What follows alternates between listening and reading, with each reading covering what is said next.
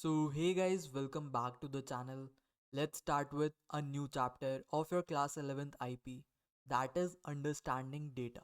तो ये सारे तुम्हारे टेक्स्ट बुक के टॉपिक्स इस वीडियो में कवर हो रहे होंगे. So let's start with our very first introduction. तो जब भी हम कोई डिसीजन लेते हैं, जैसे कॉलेज चूज करना है, तुम्हारा बिजनेस प्लान बनाना है, या फिर एग्जाम के लिए स्ट्रैटेजी सेट करनी हो, हमेशा हम किसी ना किसी डेटा को बेस पर रखकर ही डिसीजन लेते हैं. जैसे तुम्हें कॉलेज चूज करना है तो तुम कॉलेज का प्लेसमेंट डेटा देखोगे, फैकल्टी का एक्सपीरियंस, वहाँ की फीस, हॉस्टल फैसिलिटीज एटसेट्रा. सो जो डेटा की डेफिनेशन तुम्हारे टेक्स्ट बुक में गिवन है, collection of raw unorganised facts and details like text, observation, figures, symbols etcetera. Data raw facts and figures है, जैसे नंबर, कैरेक्टर, इमेजेस या फिर कोई भी सिंबल जो किसी सिचुएशन को रिप्रेजेंट कर सके. जैसे तुमसे पूछा है तुम्हारी एज कितनी है, तुम बोलोगे 20, तो एज एक डेटा हो गया. तुमसे पूछा तुम्हारा कलर क्या है, तुमने बोला काला, तो काला एक डेटा हो गया. तो डेटा किसी भी चीज का कलेक्शन जो कि रॉ फॉर्म में पड़ा है. डेटा हमेशा बिट्स और बाइट्स के टर्म में मेजर होता है. ये तुम सीनियर क्लासेस में पढ़ोगे. 0 और 1 के कलेक्शन को हम बाइट्स बोलते हैं और सिंगल 0 और 1 को एक बिट बोलते हैं. डेटा हमारा एक प्लूरल वर्ड है, इसका सिंगुलर फॉर्म होता है डेटम, DATUM. अब डेटा इतना इंपॉर्टेंट है क्यों? तुम्हें कॉलेज चूज करना हो, गवर्नमेंट को सेंसस बनाना हो, कोई स्पोर्ट्स टीम बनानी हो, या फिर बैंक के अंदर ट्रांजैक्शंस, हर जगह डेटा का बहुत एक्सटेंसिव लेवल पे यूज होता है. तो डेटा क्या है? हमारा फाउंडेशन है किसी भी डिसीजन लेने के लिए. डेटा हम कलेक्ट करते हैं, फिर जो भी डेटा कलेक्ट करा है हमने, उसके अंदर प्रोसेसिंग होती है. उस प्रोसेसिंग की हेल्प से डेटा एक मीनिंगफुल इंफॉर्मेशन में कन्वर्ट होता है, जिसको एनालाइज करके हम कोई भी डिसीजन ले सकते हैं. So next topic you guys have is examples of data in daily life. तुम्हारी डेली लाइफ में डेटा कहाँ और कैसे कैसे यूज होता है. फॉर एग्जाम्पल, तुम्हारी पर्सनल इंफॉर्मेशन, तुम्हारा नेम एक डेटा है, तुम्हारी एज एक डेटा है, तुम्हारा जेंडर डेटा है. उसके बाद ट्रांजैक्शन, बैंक्स के अंदर जितनी भी ट्रांजैक्शंस होती हैं, टिकट्स वगैरह की, शॉपिंग वगैरह की, हर एक चीज डेटा है. उसके बाद मल्टीमीडिया, तुम्हारे इमेजेस, वीडियोस, ग्राफिक्स, सब कुछ अपने आप में एक डेटा है. फिर तुम्हारे मैसेजेस या फिर कमेंट्स तुम्हारे सोशल मीडिया पे. उसके बाद सैटेलाइट का डेटा, जैसे वेदर का डेटा. तुम्हारे कम्युनिकेशन, जब तुम किसी को कॉल करते हो तो कॉल कैसे स्टार्ट होती है, तुम यहाँ से डेटा ट्रांसफर करते हो, सेंडर डेटा ट्रांसफर करता है और रिसीवर रिसीव करता है. तो यहाँ पर क्या एक्सचेंज होता है? डेटा. अब डेटा की इंपॉर्टेंस, तो यार ह्यूमंस जो होते हैं रिलाई करते हैं डेटा पे ऑलमोस्ट ऑन एवरीथिंग.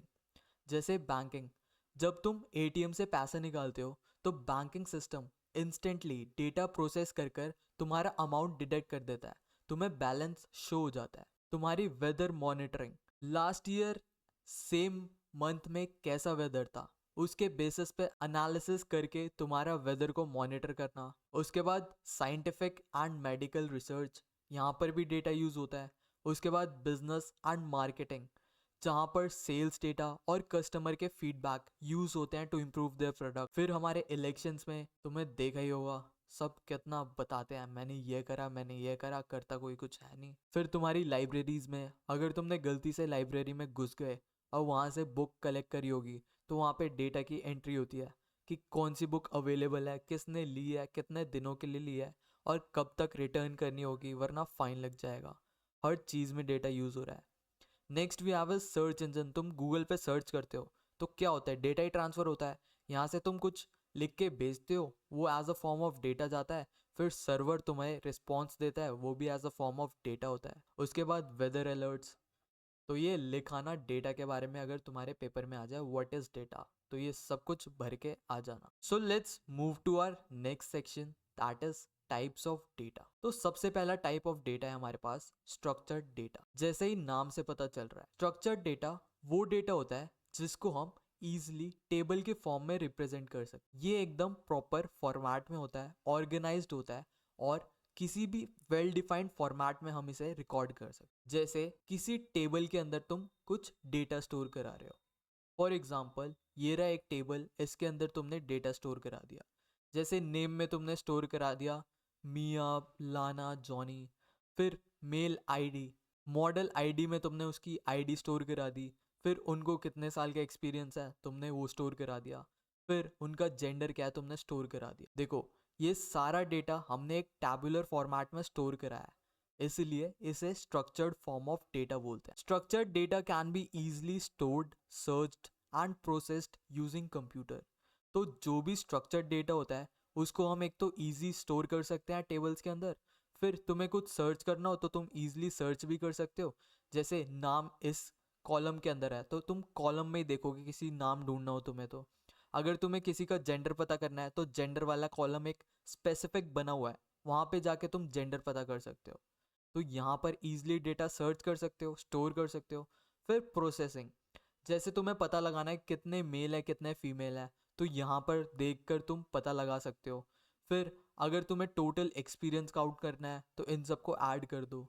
तो स्ट्रक्चर्ड डेटा में तुम डेटा इजीली स्टोर, सर्च या फिर प्रोसेस कर सकते हो। Next we have is unstructured data. जैसे ही नाम से पता चल रहा है, इसमें कोई फिक्स्ड फॉर्मेट या फिक्स्ड स्ट्रक्चर नहीं होता।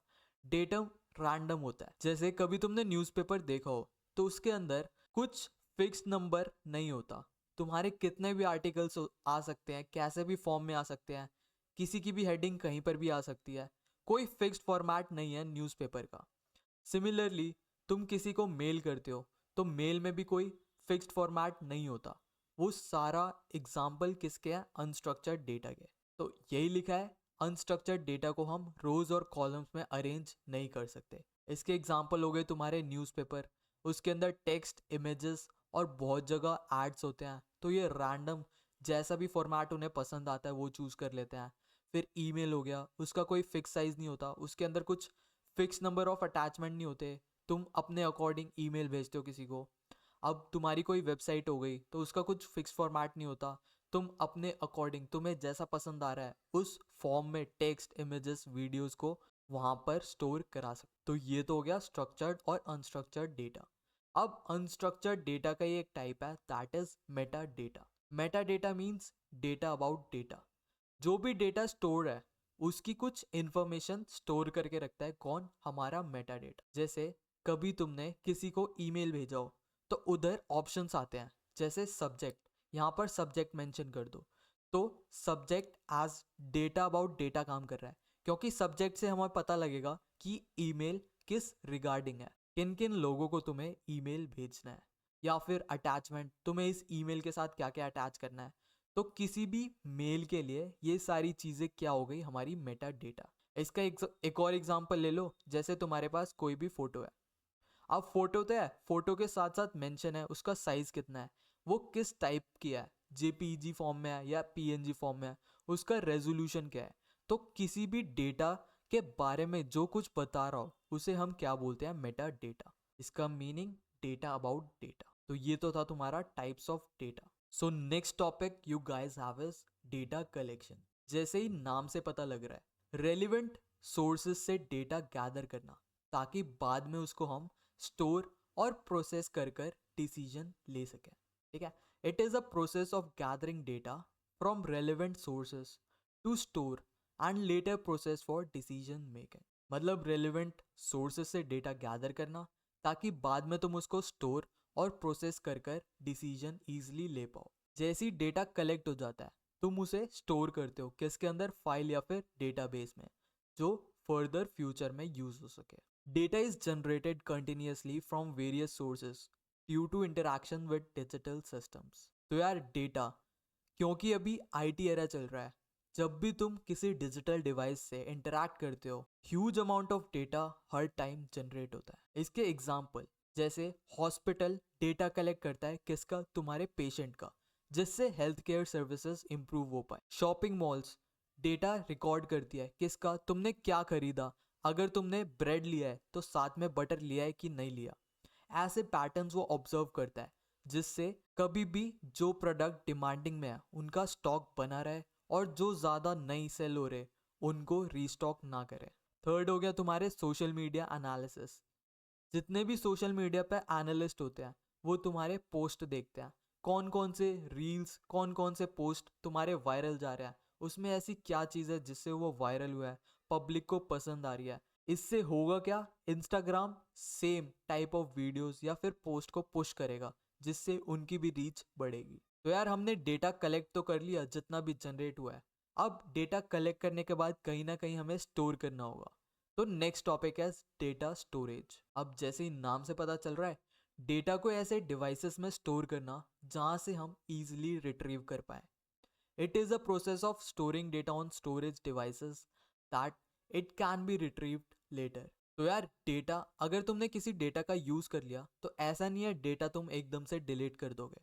जो भी डेटा यूज़ हुआ है उसे भी हम स्टोर करके रखते हैं, ताकि फ्यूचर में अगर काम आ जाए तो हम उस डेटा को यूज़ कर सकें। जैसे अभी तुम 11th क्लास में हो, पर मोस्ट ऑफ द स्कूल्स में तुम्हारे क्लास फर्स्ट से लेके 11th हर एक चीज़ का रिकॉर्ड होगा कि तुमने 11th में तुम्हारे कितने मार्क्स आए थे, 10th में कितने आए, 9th में कितने आए, 8th में कितने आए। तो पुराना और जो हिस्टोरिकल डेटा होता है वो ज़्यादातर हम स्टोर करके रखते हैं, ताकि फ्यूचर में कभी काम आ सके। तो यार एक बहुत बड़ा चैलेंज था कि इतना सारा डेटा हम स्टोर कहाँ कर पाए।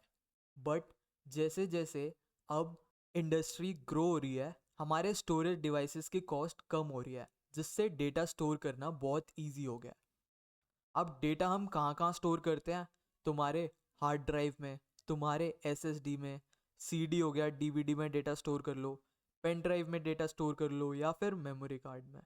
अब हमने डेटा कलेक्ट करा लिया, स्टोर करा लिया। अब स्टोर करने के बाद करेंगे क्या, उस डेटा को एक मीनिंगफुल इंफॉर्मेशन में कन्वर्ट करेंगे, मतलब डेटा की प्रोसेसिंग करेंगे, which is your next topic. Data processing मतलब रॉ डेटा को एक मीनिंगफुल इंफॉर्मेशन में कन्वर्ट करना। तो यार एक एग्जांपल लेते हैं, जैसे तुम्हारे पास किसी कॉलेज में 2000 बच्चों का प्लेसमेंट डेटा पड़ा है। अब रैंडम डेटा से तो कुछ समझ नहीं आएगा, बट अगर तुम इन बच्चों का एवरेज पैकेज निकालोगे, तुम कंपनी की लिस्ट निकालोगे कि कौन सी कंपनी सबसे ज़्यादा हायर करती है, तो तुम रॉ डेटा को एक यूजफुल फॉर्म में कन्वर्ट कर रहे हो। इसी कन्वर्जन को हम क्या बोलते हैं, डेटा प्रोसेसिंग। रॉ डेटा आपस में कुछ हेल्प नहीं कर पाता। जैसे तुम्हारे पास रैंडम बहुत सारे नंबर पड़े हैं, तो तुम पता ही नहीं लगा पाओगे क्या नंबर है, किस चीज़ के नंबर है, क्या कन्वे करना चाह रहा है। बट यही नंबर के ऊपर तुम लिख दो एज, तो तुम्हें पता लग जाएगा ये इसकी एज है, ये इसकी एज है। तो रॉ डेटा अपने आप में हेल्प नहीं कर पाता, उसे हमें प्रोसेसिंग करनी पड़ती है जिससे वो एक यूजफुल फॉर्म में कन्वर्ट हो पाए। तो डेटा प्रोसेसिंग का डायग्राम तुम्हारे बुक में गिवन है। अब रॉ डेटा क्या होता है, मैंने बताया था, रैंडम नंबर या फिर टेक्स्ट या फिर इमेज। जब हम रॉ डेटा के अंदर प्रोसेसिंग करते हैं तो वो एक मीनिंगफुल इंफॉर्मेशन में कन्वर्ट हो पाता है। मीनिंगफुल इंफॉर्मेशन मतलब तुमने डेटा को टेबल में स्टोर करा दिया, अब टेबल की हेल्प से तुम एवरेज निकाल लो, सम निकाल लो, काउंट निकाल लो, जो भी तुम्हारा काम है वो निकाल लो। तुम किसी चीज़ का फ्लो चार्ट निकाल लो, बार चार्ट बना दो, या फिर किसी चीज़ को एक अच्छे से टेक्स्ट में स्टोर करा के रख लो, जिससे फ्यूचर रिट्रीवल में तुम ईजिली निकाल पाओ। तो ये तो था डेटा प्रोसेसिंग। अब डेटा प्रोसेस साइकिल क्या होता है, सबसे पहले हम इनपुट लेते हैं, डेटा को कलेक्ट करते हैं, डेटा की एंट्री करवाते हैं, जितने भी सोर्सेस है वहाँ से हम डेटा कलेक्ट करते हैं। जैसे स्टूडेंट्स ने अपना फॉर्म फिल करा, name, marks, photo etcetera. Second होता है हमारा प्रोसेसिंग फेज। डेटा को हम सॉर्ट करते हैं, रिट्रीव करते हैं, क्लासिफाई करते हैं, अपडेट करते हैं, समराइज करते हैं। जैसे तुमने स्टूडेंट्स की इंफॉर्मेशन भरवा ली थी, अब तुम चेक करो कि उन बच्चों ने फीस पे करी है कि नहीं करी, वो किसी चीज़ के लिए एलिजिबल है कि नहीं है। तो ये सारा किस्म के अंदर आता है प्रोसेसिंग फेज के अंदर। फिर आउटपुट, प्रोसेस्ड रिजल्ट को रिपोर्ट, चार्ट या फिर टेबल की फॉर्म में डिस्प्ले कराना। जैसे जो जो बच्चे, जिन जिन बच्चों ने फीस दे दी और एलिजिबल है, उनका एडमिट कार्ड इशू करा दो। तो ये हो गया हमारा आउटपुट फेज। अब कोई मीनिंगफुल इंफॉर्मेशन हमारे पास जनरेट हो गई, उसको हम दोबारा स्टोर करा देंगे, जिससे फ्यूचर में हम इजीली और कभी काम आए तो डेटा रिट्रीव कर पाए। तो ये तो था तुम्हारा डेटा प्रोसेसिंग। अब इसके एग्जाम्पल, जैसे अभी हमने देखा online exam form, similarly ATM के अंदर विड्रॉल। तुमने एटीएम में जाकर अपनी पिन डाली, फिर वो चेक करेगा क्या तुमने करेक्ट पिन डाली, फिर उसके बाद तुम अमाउंट एंटर करते हो कि कितना कैश तुम्हें निकालना है। बट एटीएम सबसे पहले चेक करेगा तुम्हारा बैलेंस कितना है, सफिशिएंट बैलेंस है भी कि नहीं। अगर सफिशिएंट बैलेंस है तो वो तुम्हें कैश निकाल के दे देगा, और जितना भी बैलेंस है उसमें से डिडक्ट कर देगा तुम्हारा अमाउंट जितना भी तुमने विड्रॉ करा है। Similarly with train ticket system, अगर किसी ट्रेन में टिकट्स या फिर सीट्स बचे हैं तो वो तुम्हें इशू करा देगा, अगर फुल है तो तुम्हें शो करा देगा फुल है। तो हर जगह यूज होता है हमारा डेटा प्रोसेसिंग। तो इन शॉर्ट ये चैप्टर ही पूरा किस पे बेस्ड है? Raw data. डेटा को हम कलेक्ट कैसे करें, फिर उसे स्टोर कैसे कराएं, स्टोर करा लिया तो उसके अंदर प्रोसेसिंग कैसे करवाएं, प्रोसेसिंग की हेल्प से डेटा एक मीनिंगफुल इंफॉर्मेशन में कन्वर्ट होता है जिससे हम इजीली डिसीजन ले पाते हैं। So next topic we have is statistical techniques. तो यार अगर तुम्हारी मैथ स्ट्रांग है तो ये तुम इजीली कर लोगे। इसके अंदर हमें मीन, मॉड, मीडियन, रेंज और स्टैंडर्ड डेविएशन निकालना है। तो आओ इसको एक एग्जांपल से समझते हैं। तुम्हारे पास ये डेटा गिवन है, सबसे पहले हम इसका मीन निकालते हैं। मीन का फॉर्मूला जो तुम बचपन से पढ़ते आ रहे हो, सबको सम कर दो, मतलब ऐड कर दो, और जितने भी नंबर प्रेजेंट है उससे डिवाइड कर दो। अगर हम सबको ऐड करें 4 plus 11 plus 7 plus 14 plus 69 plus 7 plus 3, और उसको डिवाइड कर देंगे किससे? टोटल नंबर ऑफ कितने नंबर प्रेजेंट है, 1 2 3 4 5 6 7। तो इधर 7 नंबर्स है हमारे पास, तो इसे 7 से डिवाइड कर देंगे। तो इसको जब तुम ऐड करोगे आएगा 115, और 115 को जब तुम 7 से डिवाइड करोगे तो तुम्हारा मीन निकल के आ जाएगा 16.43। तो तुम्हें समझ आ गया मीन क्या होता है। उसके बाद हम देखते हैं मोड। ये तुम्हारे पास डेटा गिवन है। मोड होता क्या है? ऐसा नंबर जो तुम्हारी लिस्ट में सबसे ज़्यादा बार आया है। तो इस लिस्ट में सबसे ज़्यादा बार हमारा कौन सा नंबर आया है? 7। तो आंसर क्या आ गया? Mode is 7। तो सबसे इजी होता है हमारा मोड निकालना। ऐसा कोई सा भी नंबर जो सबसे ज़्यादा फ्रीक्वेंट हो, वही हमारा मोड होता है। उसके बाद देखते हैं रेंज। तो रेंज का फॉर्मूला होता है जो भी लिस्ट में से सबसे बड़ा मैक्सिमम नंबर है उसमें से सबसे छोटा नंबर माइनस कर देंगे। जैसे इस लिस्ट में सबसे बड़ा नंबर कौन सा है? 69, और सबसे छोटा नंबर कौन सा है? 3। तो 69 में से 3 माइनस कर देंगे तो हमारी रेंज निकल के आ जाएगी, दैट इज 63। तो तुम्हें समझ आ गया मीन, मॉड और रेंज, ये थे सबसे इजी। अब आ जाओ मीडियन के ऊपर। मीडियन का ये फॉर्मूला है, बहुत इजी सा है, बस फॉर्मूला ही बेकार है। सबसे पहले जो भी तुम्हारे पास लिस्ट गिवन है, हमारे पास नंबर्स कौन कौन से गिवन है? 4, 11, 7, 14, 69, 7 और 3। तो मीडियन निकालने के लिए सबसे पहले तो हम इसे सॉर्ट करते हैं। असेंडिंग ऑर्डर में इसे हमने सॉर्ट कर दिया, 3, 4, 7, 7, 11, 14, 69। अब सॉर्ट करने के बाद सबसे पहले हमें n निकालना होता है। n इधर क्या होता है? Total number of numbers. हमारे पास कितने नंबर है? 1 2 3 4 5 6 7। तो n की वैल्यू क्या है? 7। 7 हमारा ऑड होता है, तो हम ये वाला फॉर्मूला यूज करेंगे। n आ गया हमारे पास 7। अब फॉर्मूले के according n plus 1/2 th term, n की जगह हम क्या लिख देंगे? 7 प्लस 1, और डिवाइड कर देंगे किससे? 2 से। तो क्या आ गया इससे? 8/2। 8 को जब 2 से डिवाइड करेंगे तो क्या आ गया हमारे पास? 4th। मतलब जो मीडियन है इस लिस्ट का 4th नंबर है। तो 1 2 3 4, मीडियन हमारा क्या है? 7। मीडियन ऐसा नंबर होता है जो कि तुम्हारे लिस्ट की मिड वैल्यू होती है।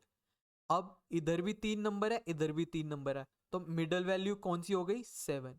अगर तुम्हारे पास छोटी लिस्ट है तो तुम खुद ही ऑब्जर्व करके भी बता सकते हो कि बीच वाला कौन सा नंबर है। मीडियन में ये ध्यान रखना, सबसे पहले तुम्हें सॉर्टिंग करनी होती है। उसके बाद बस n कैलकुलेट करके, अगर इवन नंबर है तो इस फॉर्मूले में n डाल दो, अगर ऑड नंबर है तो इस फॉर्मूले में n डाल दो। तुम्हें नोट्स में बहुत सारे एग्जाम्पल मिल जाएंगे तो तुम्हें और अच्छे से समझ आ जाएगा। और बाकी 10 तक तुमने ये तो निकाल ही रखा है, मीन, मीडियन, मॉड।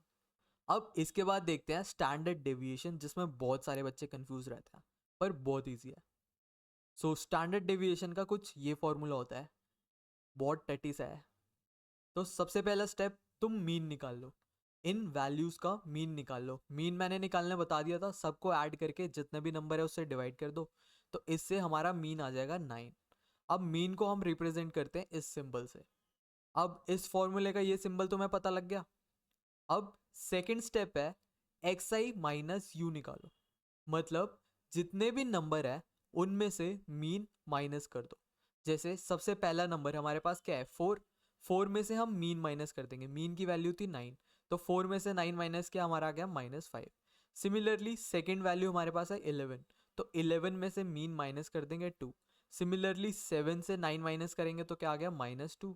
फिर 14 में से हम मीन माइनस करेंगे, 14 माइनस 9, तो इससे हमारा आंसर आ जाएगा 5। सेकेंड स्टेप क्लियर हो गया। हर एक नंबर में से हम मीन सब्ट्रैक्ट कर देंगे। आ जाओ थर्ड स्टेप पे। जो भी तुमने सेकेंड स्टेप पे वैल्यूज निकाली है उन सबको स्क्वायर कर दो।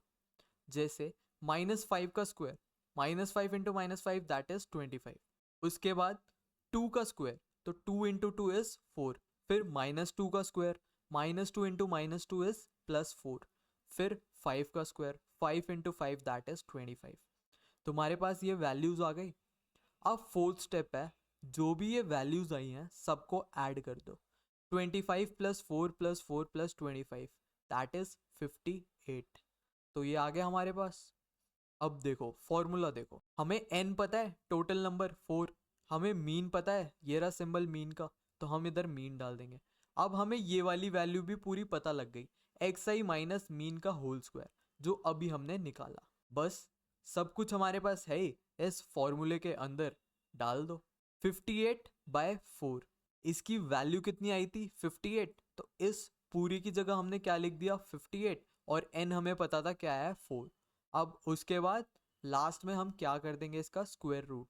तो 14 का जब तुम जैसे ही स्क्वायर रूट करोगे तो तुम्हारा आंसर आएगा 3.81। इतने डिफिकल्ट नंबर नहीं आएंगे तुम्हारे एग्जाम में, इजी से ही नंबर आएंगे। जैसे स्क्वायर रूट ऑफ 4 बता देंगे तो तुम लिख देना 2। तो ये तो था स्टैंडर्ड डेविएशन का फॉर्मूला। इसके स्टेप क्या क्या थे, सबसे पहले मीन निकालो, फिर हर एक नंबर को मीन से माइनस करो, फिर जो भी नंबर आया उनको स्क्वायर करके ऐड कर दो, फिर जो भी वैल्यू आएगी उसे n से डिवाइड कर दो, फिर हमारा जो भी आंसर आएगा उसे स्क्वायर रूट कर दो, तो तुम्हारा क्या आ जाएगा, स्टैंडर्ड डेविएशन। ठीक है, हमने सब कुछ कर लिया, मीन, मॉड, मीडियन, फिर रेंज और standard deviation. So this was your complete chapter understanding data. Thank you for watching, see you guys in the next video. आज के लिए फिलहाल इतना ही।